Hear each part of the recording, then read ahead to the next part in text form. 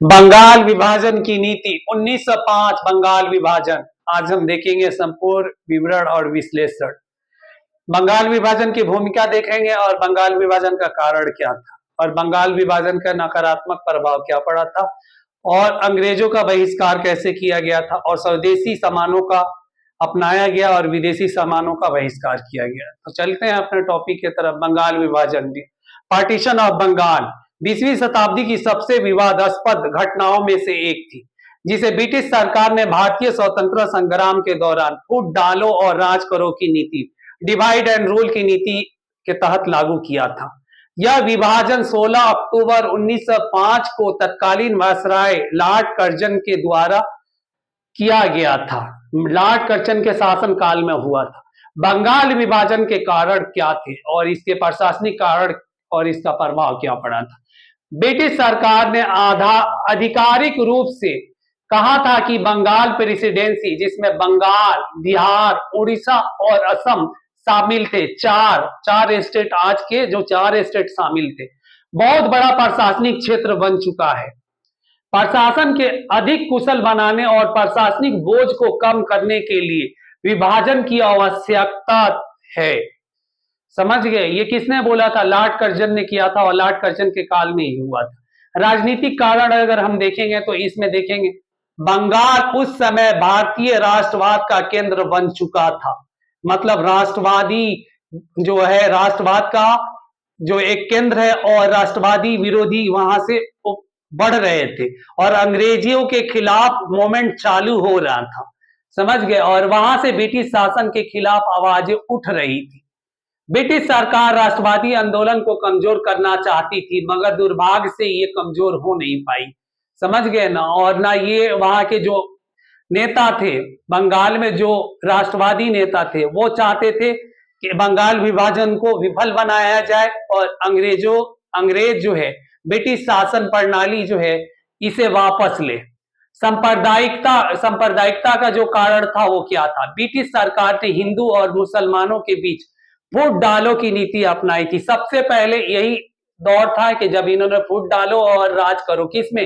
हिंदू और मुसलमानों में एक ऐसा कटुर बीज बोया, हिंदू मुसलमान में जो है ना नफरत की बीज फूटती और बढ़ती चली गई। विभाजन के तहत पश्चिमी बंगाल में हिंदू बहुमत था, जबकि पूर्वी बंगाल में मुस्लिम बहुमत था। अब इन दोनों को लड़ाओ और राज करो की नीति थी। समझ गए? ब्रिटिश चाहते थे कि मुस्लिम बंगाल विभाजन का समर्थन करे और हिंदू राष्ट्रवाद कमजोर किया जाए। समझ गए? और इसी टाइम में जो है ना 1906 में ही जो है मुस्लिम लीग की स्थापना हुई थी, याद रखिएगा। बंगाल विभाजन का प्रभाव, राष्ट्रीय आंदोलन का उभार।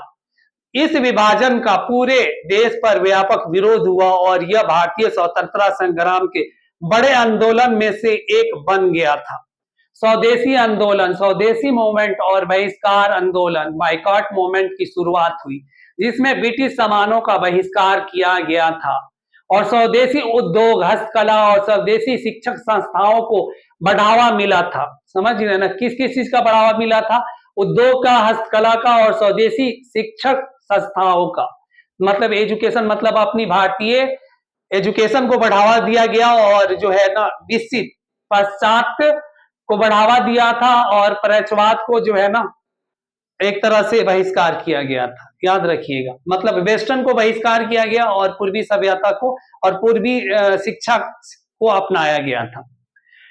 अब यहाँ पे हिंदू मुस्लिम संबंधों पे प्रभाव क्या पड़ा था, ये भी देखिए, ये भी पॉइंट जो है ना बहुत इंपॉर्टेंट है। ब्रिटिश सरकार ने मुस्लिम लीग 1906 में इसकी स्थापना की और ये जो है ना ब्रिटिशों के अधीन ही हुआ था। मुस्लिम लीग को प्रोत्साहित किया गया ताकि विभाजन के समर्थन में मुस्लिम को संगठित किया जाए और हिंदू मुस्लिम की एकता को कमजोर करने की कोशिश की गई थी। अब यहाँ पे हिंदू मुस्लिम की एकता को कमजोर इसलिए किया गया था कि जब तक इनको डिवाइड नहीं किया जा सकता तब तक जो है ना राज नहीं किया जा सकता है। और ब्रिटिश सरकार की प्रतिक्रिया क्या थी? विभाजन का विरोध इतना तीव्र हुआ था कि ब्रिटिश सरकार को 1911 में इसे वापस लेना पड़ा था। 1911 में दिल्ली को भारत की नई राजधानी बनाया गया था और बंगाल को फिर से एक कर दिया गया था। 1911 से पहले कलकत्ता भारत की राजधानी थी और 1911 में हस्तांतरित करके दिल्ली को भारत की राजधानी बनाई गई थी। याद रखिएगा, विक्टोरिया उस टाइम में आई हुई थी। यहाँ पे समझ गए ना, महारानी विक्टोरिया के टाइम में हुआ था।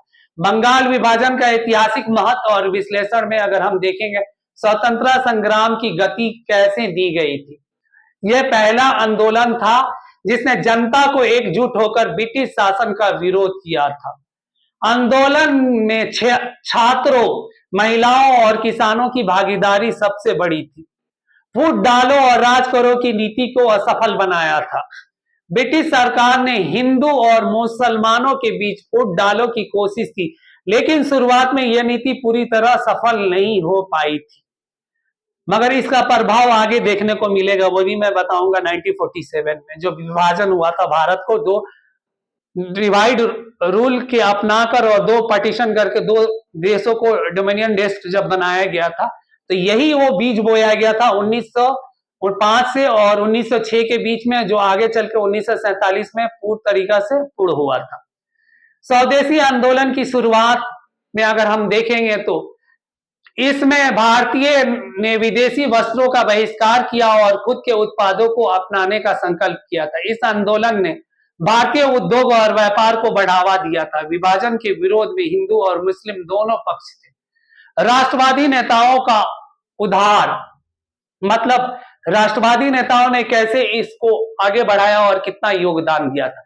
इसमें कौन कौन थे राष्ट्रवादी नेता थे? इसमें बाल गंगाधर तिलक थे, बिपिन चंद्र पाल थे, लाला लाजपत राय थे और अरविंद घोष जैसे महान नेता प्रमुख थे।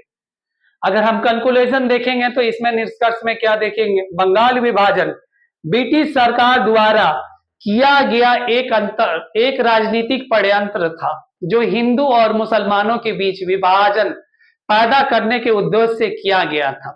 लेकिन इस विभाजन ने भारतीय राष्ट्रवाद को मजबूत कर दिया था और स्वदेशी आंदोलन जैसे बड़े आंदोलन का जन्म दिया था।